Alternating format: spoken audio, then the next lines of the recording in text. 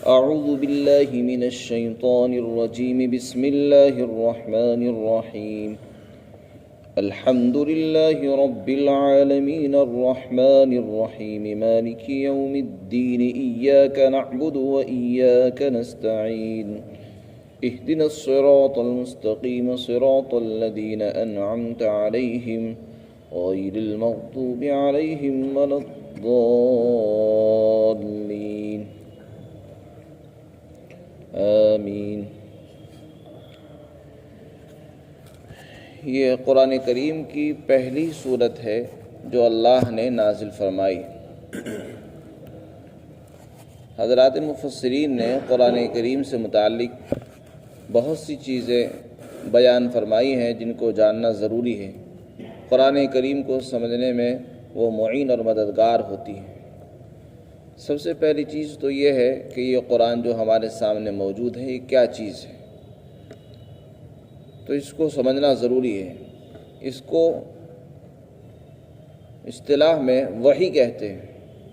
قرآن کریم یہ اللہ کا کلام ہے اور اس کو وحی کہتے ہیں۔ وحی کا کیا مطلب ہے؟ وحی کے معنی آتے ہیں الہام کرنے کے، کسی کے خفیہ کسی کو اشارہ کرنا، اس کو وحی کہا جاتا ہے۔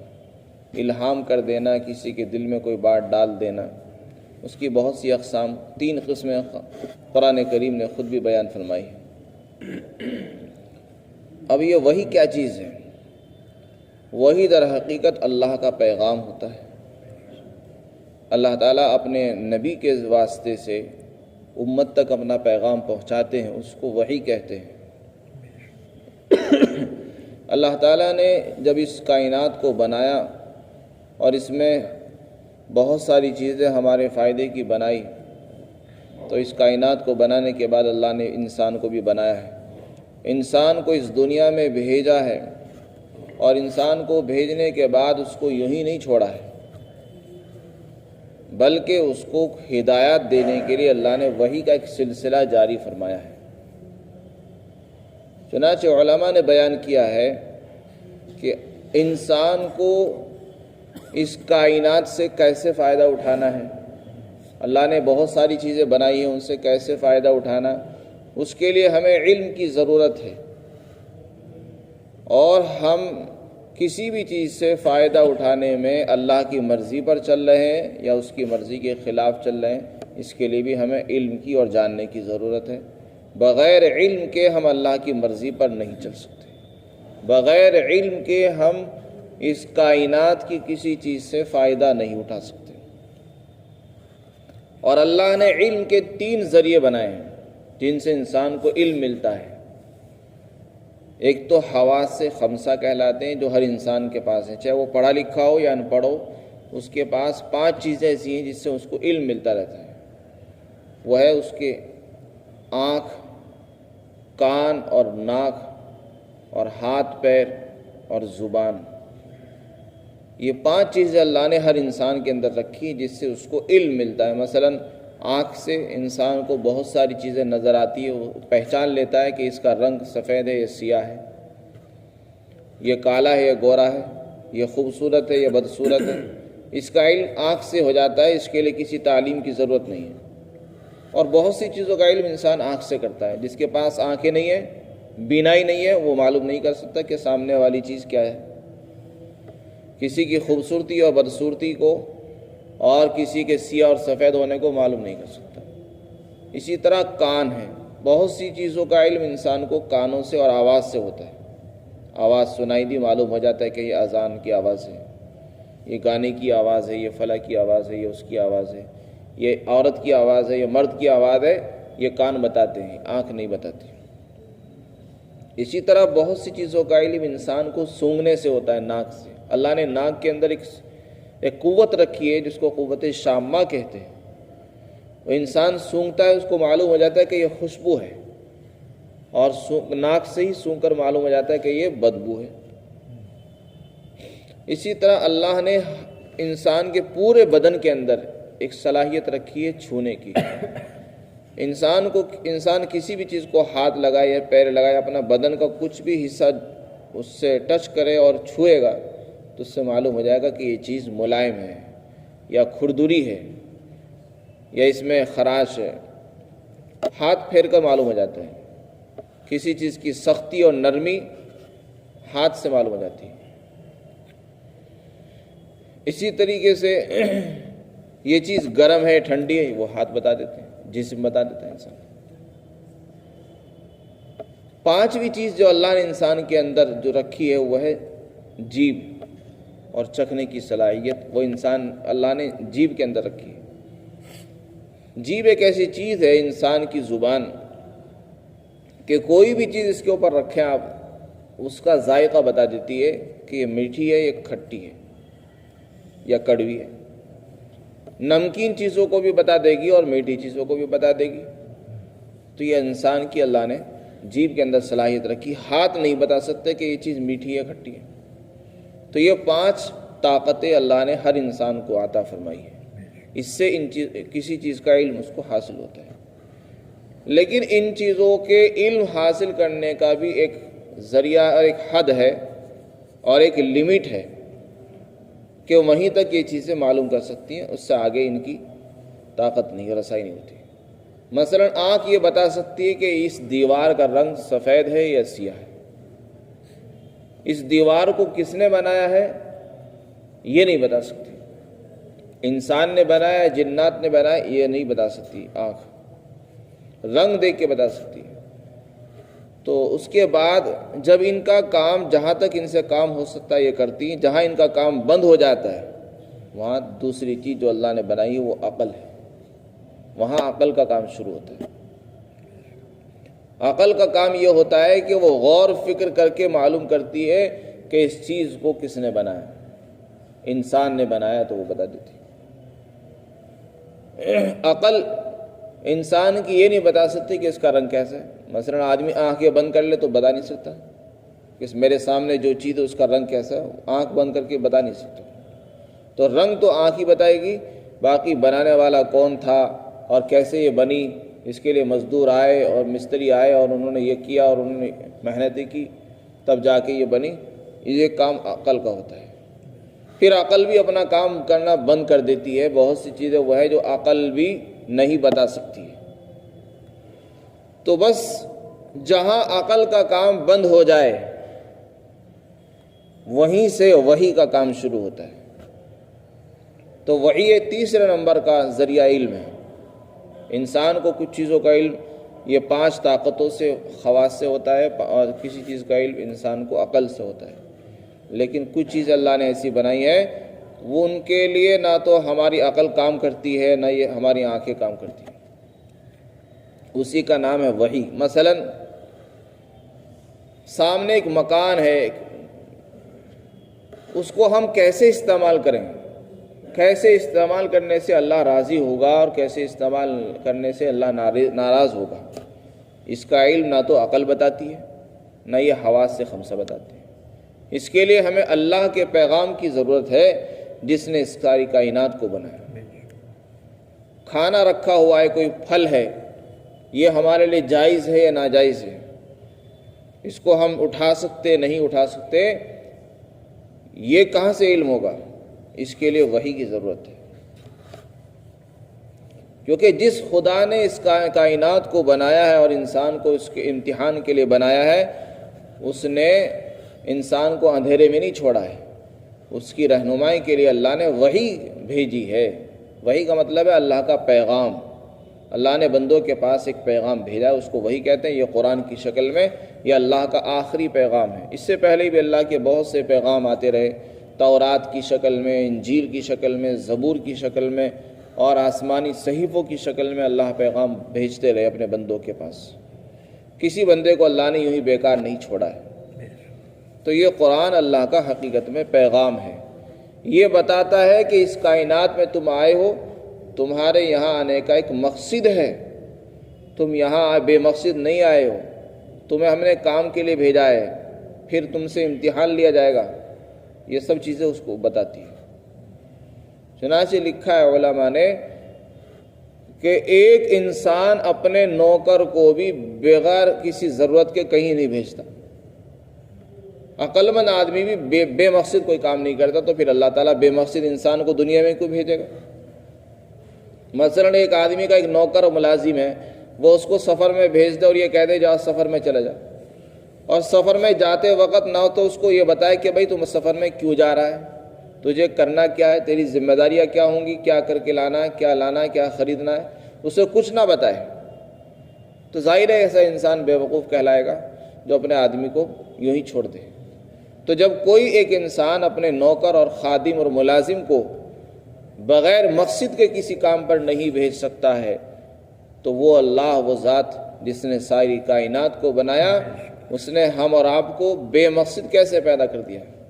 اللہ نے اس مقصد کو بتانے کے لیے یہی قرآن بھیجا ہے، انبیاء بھیجے، رسول بھیجے ہیں جو ہمیں ہمارا مقصد بتاتے ہیں، جو ہمیں بروقت ہدایتیں دیتے ہیں کہ ہمیں کیسے زندگی گزارنی ہے اور کیسے نہیں گزارنی ہے، کون سے کام کرنے کے ہیں، کون سے کام نہیں کرنے کے ہیں، کن کاموں سے اللہ خوش ہوگا، کن کاموں سے اللہ ناراض ہوتا ہے، یہ ہمیں قرآن بتاتا ہے۔ تو یہ قرآن ہم صبح و شام پڑھتے ہیں، تلاوت کرتے ہیں، بے شک بہت اچھی چیز ہے تلاوت، اور جیسا کہ حضرت مفتی صاحب نے بھی بتایا تھا پہلے بیان میں بھی کہ قرآن کا پڑھنا یہ بھی مستقل ایک کام ہے۔ حضور صلی اللہ علیہ وسلم قرآن کے الفاظ کو بھی سکھاتے تھے اور ان کے معنی بھی سکھاتے تھے، لیکن اللہ اپنے کلام میں کیا فرما رہے ہیں، جب تک ہم اس کے معنی نہیں پڑھیں گے، سنیں گے، تفسیر نہیں سنیں گے تو اللہ کا پیغام نہیں جان سکتے۔ جب تک اللہ کے پیغام کا علم نہیں ہوگا تو اس دنیا میں ہم صحیح زندگی نہیں گزار سکتے اللہ کی فرما برداری والی۔ تو یہ تین چیزیں ہیں جس سے انسان کو علم حاصل ہوتا ہے۔ اس کے بعد دوسری چیز سمجھنے کی ہے کہ یہ جو قرآن اللہ نے اتارا ہے یہ کیسے اترا تھا۔ چنانچہ حدیث میں سب کچھ واضح طور پر موجود ہے۔ حضرت عائشہ صدیقہ رضی اللہ تعالیٰ عنہا کی روایت ہے بخاری شریف کے اندر، وہ فرماتی کہ ایک صحابی ہے جن کا نام حارث بن ہشام ہے، انہوں نے حضور سے سوال کیا۔ صحابہ اکرام بھی ایک ایک چیز پوچھتے تھے، پوچھا کہ حضرت آپ کے اوپر وحی کیسے آتی ہے؟ تو آپ نے فرمایا میرے پاس جو وحی آتی ہے تو کبھی تو جب وحی آتی ہے تو ایسا لگتا ہے جیسے کہ گھنٹی کی آواز ہو رہی ہے، گھنٹی کی سی آواز بھن بھناٹ کی ہوتی ہے۔ حضرت عمر فرماتے ہمیں ایسا محسوس ہوتا تھا جیسے کہ مکھیوں کی بھن بھناٹ کی آواز ہے، اور جب یہ کیفیت ہوتی تو یہ کیفیت مجھے بہت بھاری لگتی تھی۔ حضرت عائشہ فرماتی سخت سردی کے زمانے میں آپ کی پیشانی پر پسینہ ہو جاتا تھا، اتنی بھاری اور مشکل ہوتی تھی یہ کیفیت وحی کی۔ ایک مرتبہ حضرت زید بن ثابت کی ران پر آپ نے سر مبارک رکھا تھا، اسی وقت یہ وحی نازل ہونی شروع ہوئی تو وہ فرماتے میری ران پھٹنے لگی، اتنا بوجھ ہوا، اور اگر آپ کسی جانور پر سواری پر سوار ہوتے تو وہ جانور بوجھ کی وجہ سے نیچے زمین پر بیٹھ جاتے تھے، اتنا وزن تھا اللہ کے کلام میں۔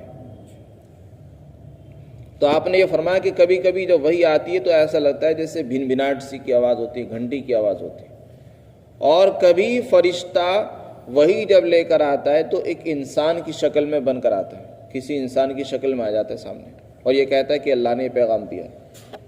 چنانچہ ایک صحابی تھے حضرت دحیہ کلبی ان کا نام تھا، ان کی شکل فرشتہ ان کی شکل بنا کر آتا اور ان کی شکل میں حضور کے پاس آتا۔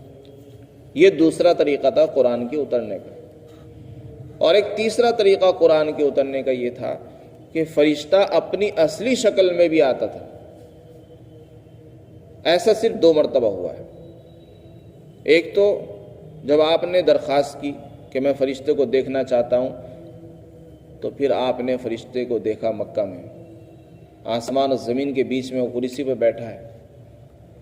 اور ایک مرتبہ معراج کی رات میں آپ نے فرشتے کو دیکھا سدرۃ المنتہا پر۔ بس یہ قرآن کریم سے دو مقام پر فرشتے کا اصلی شکل میں دیکھنا معلوم ہوتا ہے۔ یہ 3 طریقے ہوئے۔ چوتھا طریقہ وحی کا ہوتا تھا براہ راست، یعنی اللہ تعالیٰ اپنے نبی سے ہم کلام ہو اور باتیں کرے خود بخود، بیچ میں کوئی واسطہ رکا نہ ہو۔ ایسا کب ہوا ہے؟ ایسا معراج کی رات میں ہوا، جب آپ صلی اللہ علیہ وسلم معراج پہ تشریف لے گیا 7ویں آسمان پر پہنچے، پھر سدرۃ المنتہا پر پہنچے، پھر وہاں سے آپ اللہ کے دربار میں پہنچے ہیں، پھر وہاں اللہ نے آپ کو جو نمازوں کا تحفہ دیا ہے اس میں کسی کا واسطہ نہیں تھا بیچ میں، براہ راست اللہ نے ہم کلامی فرمائی اور اللہ نے آپ کو نماز کا تحفہ دیا۔ اور ایک مرتبہ خواب میں بھی اللہ کی زیارت ہوئی۔ تو اس طریقے سے یہ 4 طریقے قرآن کریم کے نزول کے ہوئے ہیں۔ تو یہ چیزیں ہمیں معلوم ہونی چاہیے کہ اللہ نے ہمیں قرآن دیا ہے، کیسے کیسے یہ قرآن اترا ہے۔ اسی طریقے سے قرآن کریم کا جو نزول ہوا ہے اس کے بارے میں ایک نئی بات یہ معلوم ہونی چاہیے۔ قرآن اصلاً تو لوح محفوظ کے اندر موجود ہے۔ لوح محفوظ ایک جگہ ہے، لوح کہتے ہیں تختی کو، وہاں پر ساری چیزیں لکھی ہوئی ہیں، قرآن بھی لکھا ہوا ہے، اور ازل سے ابد تک کیا ہونے والا ہے، کیا ہوگا، کیا نہیں ہوا ہے، سب کچھ لکھا ہوا ہے، سب کی تقدیریں لکھی ہوئی ہیں، سب کچھ لکھا ہوا ہے، جو قیامت تک ہونے والا ہے سب لکھا ہوا ہے۔ تو وہاں سے لوح محفوظ سے آسمان دنیا پر جو بیت المعمور ہے، جس کو بیت العزت بھی کہتے ہیں، اللہ نے پہلی مرتبہ قرآن کریم کو اتارا شب قدر کے اندر، جو رمضان کے مہینے میں جو رات آتی ہے جس کو شب قدر کہتے ہیں، جو 1000 مہینوں سے بھی افضل ہے۔ تو قرآن کریم پہلی مرتبہ نازل ہوا ہے لوح محفوظ سے آسمان پر، پھر آسمان پر ہی رکھا ہے۔ اس کے بعد یہ تو ایک رات میں ہو گیا، آسمان سے زمین پر حضور صلی اللہ علیہ وسلم کے دل پر جو نازل ہوا ہے وہ 23 سال میں اترا ہے۔ تو اس طریقے سے قرآن 2 مرتبہ اترا ہے۔ تو پہلے ہم نے بتا دیا کہ قرآن کریم کے نازل ہونے کا طریقہ کیا ہوتا تھا، اب یہ بات بتائی جا رہی کہ قرآن کریم 2 مرتبہ اترا ہے، لوح محفوظ سے آسمان دنیا پر ایک ہی رات میں اترا ہے، یعنی شب قدر میں، اور پھر آسمان دنیا سے زمین پر 23 سال کے عرصے میں اترا ہے۔ اور اس کی شروعات کیسے ہوئی ہے؟ حضرت عائشہ فرماتی ہیں کہ وحی کی ابتدا جو ہوئی ہے وہ سچے خواب سے ہوئی۔ شروع میں جب آپ کی عمر 40 سال کی ہوئی تو آپ کو سچے خواب نظر آتے تھے، جو خواب آپ دیکھتے وہی صبح کو آپ نظر آتا تھا، جیسا آپ رات میں دیکھتے خواب کے اندر وہی صبح کو ہو جاتا تھا بعینی۔ پھر آپ کے اندر شوق پیدا ہوا خلوت کا، تنہائی کا، آپ جو ہے غار ہیرا میں جانے لگے۔ مکہ مکرمہ میں باہر ایک پہاڑ ہے جس کو جبل نور کہتے ہیں، اس میں ایک غار کا نام ہے غار ہیرا۔ غار ہیرا میں تشریف لے جاتے، وہاں کہیں راتیں گزارتے، عبادت کرتے تھے اللہ کی، 6 مہینے تک اسی طرح رہا۔ پھر ایک دن فرشتہ وہیں غار ہیرا کے اندر آیا اور اس نے آ کر کہا کہ اقرا، پڑھیے۔ آپ نے فرمایا کہ میں پڑھا ہوا نہیں ہوں، میں پڑھنا نہیں جانتا ہوں۔ آپ نے فرمایا کہ جب میں نے یہ جواب دیا تو فرشتے نے مجھے دبایا، اور اس زور سے دبایا کہ میری مشقت کی انتہا نہیں رہی، بہت زور سے دبایا اس نے مجھے۔ پھر چھوڑ دیا، چھوڑنے کے بعد اس نے کہا پڑھیے۔ میں نے دوبارہ پھر وہی جواب دیا کہ میں پڑھا ہوا نہیں ہوں۔ اس فرشتے نے مجھے دوبارہ سے اپنے ہاتھوں سے پکڑا اور بھیج دیا، اور بہت مشقت مجھے اٹھانی پڑی۔ پھر چھوڑنے کے بعد اس نے کہا پڑھیے۔ میں نے وہی جواب دیا کہ میں پڑھا ہوا نہیں ہوں۔ پھر تیسری مرتبہ فرشتے نے آپ کو بھیجا، اور بھیجنے کے بعد پھر آپ کو چھوڑ دیا۔ پھر فرشتے نے چوتھی مرتبہ کہا اقرا بسم ربک الذی خلق، خلق الانسان من علق، اقرا وربک الاکرم الذی علم بالقلم، علم الانسان ما لم یعلم۔ تو یہ 5 آیتیں نازل ہوئی۔ قرآن کریم میں سب سے پہلے جو آیتیں اتری ہیں یہ سورہ علق کی 5 آیتیں ہیں، سب سے پہلے نازل ہوئی، اور یہ غار ہیرا میں شروع ہوا قرآن کریم کا نازل ہونا۔ سب سے پہلے قرآن اترا ہے غار ہیرا میں۔ پھر جب یہ نازل ہوا تو آپ گھبرا گئے، چونکہ پہلی مرتبہ ہوا تھا، گھبرا کر آپ گھر تشریف لے آئے، کمبل اوڑھ کر لیٹ گئے، تو ایک لمبا واقعہ پیش آیا۔ لیکن اس 5 آیتوں کے اترنے کے بعد یہ وحی کا سلسلہ رک گیا، 3 سال تک وحی روکی رہی، بیچ میں کوئی وحی نہیں آئی۔ پھر 3 سال کے بعد پھر دوبارہ سے وحی شروع ہوئی۔ آپ نے فرشتے کو دیکھا، آسمان اور زمین کے بیچ میں ہے، اور اس نے پھر آپ کو سورہ مدثر سنائی۔ دوسری مرتبہ جو سورت اتری ہے وہ سورہ مدثر کی تھی۔ تو اس طریقے سے وحی کا سلسلہ جاری ہوا اور پھر جاری رہا جب تک کہ آپ کی وفات نہیں، چلتا رہا۔ تو یہ وحی کا سلسلہ آپ صلی اللہ علیہ وسلم پر جاری رہا۔ پہلے سورہ علق کی آیتیں نازل ہوئی اور اس کے بعد پھر سورہ مدثر اور دوسری صورتیں نازل ہوتی رہی۔ یہاں پر ایک بات یہ سمجھنے کی ہے کہ ہم دیکھتے ہیں قرآن کریم میں کہیں لکھا ہوا ہے سورہ فاتحہ مکیہ، کہیں لکھا ہوا مدنیہ۔ مکی اور مدنی صورتوں کے نام لکھے ہوئے ہیں۔ اب یہ کیسے پتہ چلے گا کہ یہ صورت مکی کہلاتی ہے، یہ مدنی کہلاتی ہے، اور یہ کیوں لکھا ہوا ہے؟ اس کا جواب یہ ہے، حضرات مفسرین نے ایک حضور کے زمانے کو دو حصوں میں بانٹ دیا ہے۔ 23 سال کا جو زمانہ ہے، ایک زمانہ تو وہ ہے جو 40 سال کے بعد سے شروع ہوتا ہے اور ہجرت تک جاری رہتا ہے، یہ تقریباً 13 سال کا زمانہ ہے، اور ہجرت کے بعد مدینہ میں جو آپ کا قیام رہا وہ 10 سال کا رہا۔ تو مکہ کا جو قیام رہا ہجرت تک، مدینہ پہنچنے تک، یہ جو زمانہ ہے 13 سال کا زمانہ ہے۔ اس 13 سال کے عرصے میں جو بھی آیت اور سورت نازل ہوئی بس وہ مکی کہلاتی ہے، چاہے شہر مکہ کے اندر اتری ہو یا مکہ سے باہر آپ کہیں سفر میں گئے وہاں اتری نازل ہو، وہ ساری مکی کہلاتی ہیں۔ ہجرت کرنے سے پہلے ہجرت کے ارادے سے مدینہ پہنچنے سے پہلے جتنی صورتیں آ گئی وہ سب مکی ہیں، چاہے وہ مدینہ کے راستے میں کیوں نہ اتری ہو۔ چنانچہ آپ ہجرت کر کے مدینہ تشریف لے جا رہے ہیں، راستے میں اتری ہے۔ اور جو صورتیں اور آیتیں مدینہ پہنچنے کے بعد اتری ہیں وہ ساری کی ساری مدنی کہلاتی ہیں۔ مدینہ پہنچنے کے بعد پھر آپ مکہ بھی آئے، بعد میں جب مکہ فتح ہوا 8 ہجری میں، حدیبیہ میں بھی آیا، اور آپ صلی اللہ علیہ وسلم حج کے لیے بھی تشریف لائے، مکہ آئے، وہاں بھی کچھ صورتیں اور آیتیں نازل ہوئی، وہ مکی نہیں کہلاتی، وہ بھی مدنی کہلائیں گی حالانکہ مکہ میں اتر رہی ہو۔ اس لیے کہ معیار جو ہے وہ ہجرت ہے، ہجرت سے پہلے جتنی صورتیں اتر گئی وہ ساری مکی کہلاتی ہیں، اور ہجرت کرنے کے بعد جو آئی ہیں چاہے وہ مکہ میں ہی اتری ہوں مدنی کہلائیں گے۔ تو یہ معیار ہے۔ اسی طرح بعض صورتیں تو پوری کی پوری مکہ میں ہی اتری ہے، بعض صورتیں پوری مدینہ میں اتری ہیں، کچھ ایسی بھی ہوئی ہے کہ ان کی کچھ آیتیں، اکثر آیتیں مدینہ میں نازل ہوئی اور کچھ آیتیں مکہ میں، تو اکثر کا اعتبار کر کے ان کو مکی کہہ دیا یا مدنی کہہ دیا ہے۔ تو یہ بھی قرآن کریم کے اندر ہوتا رہا ہے۔ اب آپ حضرات کے ذہن میں یہ سوال بھی ہو سکتا ہے کہ جب اللہ نے ایک رات میں لوح محفوظ سے آسمان دنیا پر ایک رات میں قرآن اتارا ہے، تو ایک ہی رات میں زمین پر بھی اتار دیا جاتا قرآن، جیسے کہ حضرت موسیٰ علیہ السلام کو اللہ نے طور پر بلایا، 40 دن آپ نے وہاں قیام کیا اور پوری تورات ایک ساتھ آپ کو دے دی گئی۔ اور یہ اعتراض مشرکین نے بھی کیا تھا، وَقَالُوا لَوْلَا نُزِّلَ عَلَيْهِ الْقُرْآنُ جُمْلَةً وَاحِدَةً كَذَلِكَ لِنُثَبِّتَ بِهِ فُؤَادَكَ۔ قرآن نے اس کا جواب دیا، مشرکین نے کہا تھا یہ قرآن ایک ہی مرتبہ کیوں نہیں اترا ہے، یہ کیا ہے روزانہ قرآن اترتا ہے، کبھی ایک آیت آ رہی، کبھی 2 آ رہی، کبھی ایک سورت آ رہی، کبھی کچھ آ رہی۔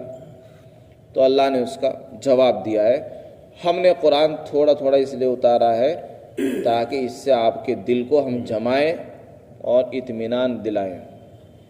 اصل میں بات یہ تھی، مکہ کا جو زمانہ تھا 13 سال کا زمانہ ہے آپ کا، مکہ کے اندر آپ کو بہت تکلیفیں اٹھانی پڑی، مشقتیں، دشمنوں کا سامنا کرنا پڑا۔ تو چونکہ آپ بعض مرتبہ دل برداشتہ ہو جاتے، پریشان ہو جاتے، تو آپ کو تسلی دینے کے لیے اور صبر دلانے کے لیے آیتوں کی ضرورت پڑتی تھی، اس لیے اللہ تعالیٰ بر وقت آیتیں بھیج دیا کرتا تھا، اس سے آپ کو تسلی ہو جاتی تھی۔ اور اگر ایک ہی مرتبہ سارا اتر جاتا تو پھر بعد میں تسلی کیسے ہوتی۔